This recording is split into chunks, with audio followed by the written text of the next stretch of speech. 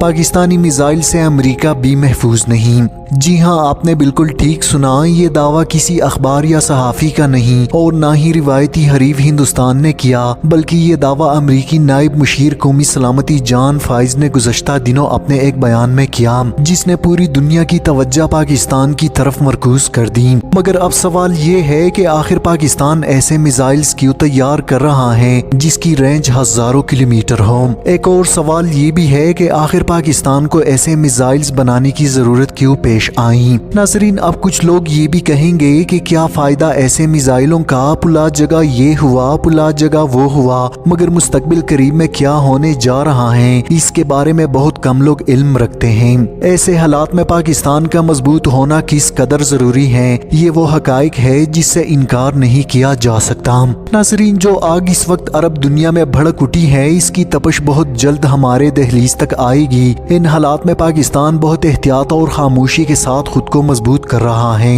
صاف ظاہر ہے کہ پاکستان کا بیلسٹک میزائل پروگرام کچھ ممالک کے لیے خطرے کا باعث ہے، جس کے بارے میں آپ سب کو بخوبی علم ہے۔ اس بارے میں امریکی حکام اور تھنک ٹینکس کا کہنا ہے کہ ایٹمی ہتھیاروں سے مسلح پاکستان دور مار میزائلوں کی ایسی صلاحیت حاصل کر رہا ہے جو آخر کار اسے اس قابل بنا دے گی کہ وہ جنوبی ایشیا سے باہر بشمول امریکہ کے اندر تک اہداف کو نشانہ بنا سکے گا۔ ناظرین، امریکہ کے اتحادی رہنے والے ملک کے بارے میں اپنی اس حیران کن انکشاف میں وائٹ ہاؤس کے عہدیدار نے کہا کہ اسلام آباد کے رویے سے اس بارے میں حقیقی معنوں میں سوالات پیدا ہوئے کہ اس کے بیلسٹک میزائلز پروگرام کے مقاصد کیا ہیں۔ جان فائز نے یہ تقریر ایسے موقع پر کی ہے جب ایک روز قبل ہی امریکہ نے پاکستان کے بیلسٹک میزائل پروگرام سے منسلک ایک ریاستی ادارے سمیت کئی اداروں پر نئی پابندیاں عائد کی ہیں۔ جان فائز نے مزید کہا، پاکستان نے انتہائی جدید میزائل ٹیکنالوجی تیار کر لی ہے جس کے تحت وہ دور تک مار کرنے والے میزائل سسٹم سے لے کر دیگر آلات تک بنا سکتا ہے۔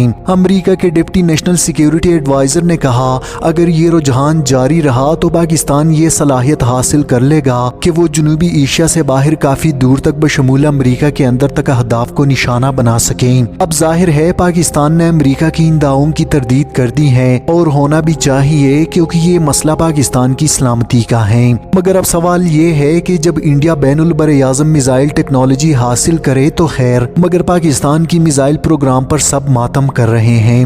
پاکستان کے پاس اس وقت لانگ رینج میزائل شاہین 3 موجود ہے جس کی رینج 2750 کلومیٹر تک ہے، جبکہ ہندوستان کے پاس اگنی 5 ہے جس کی رینج 5500 کلومیٹر ہے، لیکن اس پر کسی کو کوئی اعتراض نہیں۔ ناظرین، اب سوال یہ ہے کہ کیا پاکستان واقعی ایسا میزائل تیار کر چکا ہے جو ہزاروں کلومیٹر دور امریکہ کو بھی نشانہ بنا سکیں، جبکہ یہ میزائل آواز کی رفتار سے تیز سفر کر سکتا ہے جسے کوئی دفاعی نظام ٹریک نہیں کر سکتا۔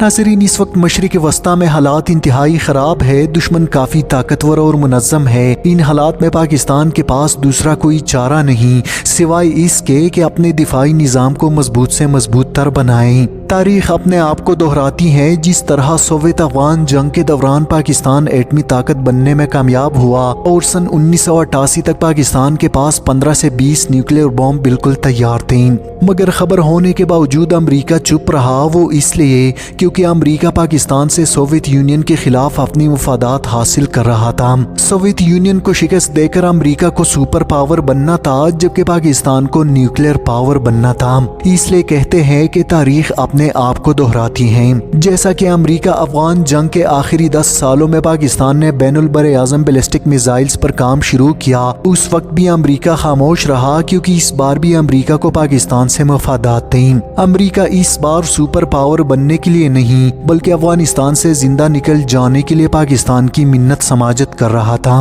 یہی وہ موقع تھا جب پاکستان نے دفاعی نظام کو مزید مضبوط بنانے کے لیے مختلف اقدامات کیے، جس میں intercontinental ballistic missile technology سرفہرست ہیں۔ ناظرین، یہ بھی کہا جاتا ہے کہ پاکستان تیمور نامی بین البراعظم میزائل تیار کر چکا ہے جس کی رینج ہزاروں کلومیٹر ہے، جسے دنیا کا کوئی دفاعی نظام ٹریک ڈاؤن نہیں کر سکتا۔ नाज़रीन, अक्सर औकात पाकिस्तानी सोशल मीडिया पर इस बात का मजाक उड़ाते हैं कि इन मिसाइल्स का क्या फायदा।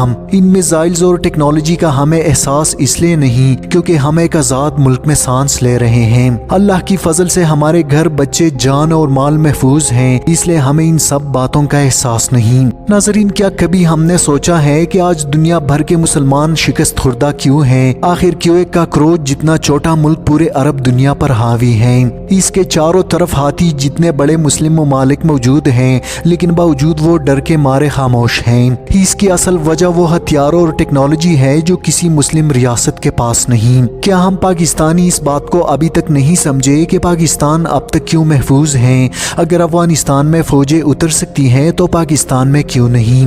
इराक, शाम और लबनान में हमले हो सकते हैं, लीबिया में हो सकते हैं, आखिर पाकिस्तान क्यों नहीं? वो इसलिए क्योंकि पाकिस्तान एक एटमी पावर है, एक मजबूत रियासत है, इसलिए यहाँ कोई भी कार्रवाई करने से पहले दुश्मन 1000 बार सोचता है।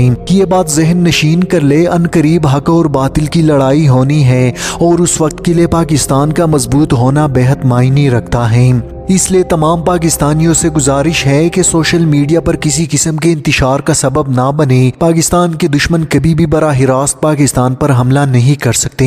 वो सिर्फ अंदरूनी इंतशार, झूठी खबरों, लिसानियत, फिरका वारियत और दीगर हथकंडे इस्तेमाल करके पाकिस्तान को तबाह करना चाहते हैं। आखिर में सिर्फ इतना कहूँगा कि शायद अब दुनिया को बहुत देर हो चुकी है। काश्गर से लेकर अफ्रीका और बहरी ओकेयानूस से लेकर अमरीका तक ये सब इलाके पाकिस्तानी मिसाइल्स के रेंज में हैं।